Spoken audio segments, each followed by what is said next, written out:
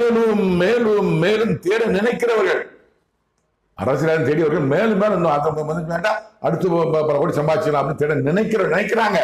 கடவுள் அவன் எதிர்த்த பார்க்கிறார். நினைக்கிறவர்கள் வேதனைப்படுவார்கள்.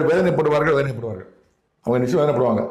இந்த 26 எல்லாம் 2021-25 நிறைய சம்பாதிச்சாச்சு. 26 அப்புறம் நிறைய சம்பாதிக்க நினைக்கிறவங்க வேதனைப்படுவார். எது பின்னாடி என்ன நடக்க போங்கிற சொல்லக்கூடியவர் கடவுள். அதான் திருக்க சொன்ன வார்த்தை. அவர்களுக்கு விரோதமாகவே நான் என் கருத்தை நீட்டுக் கொண்டிருக்கிறேன். அவர்கள் யாரு? இவரோட கலைஞர் இருந்தாரு, மு.க. ஸ்டாலின், உதயநிதி ஸ்டாலின், இன்ப ஸ்டாலின். 3 பேருக்கு விரோதமாகவே விரோதம் மட்டும் கிடையாது.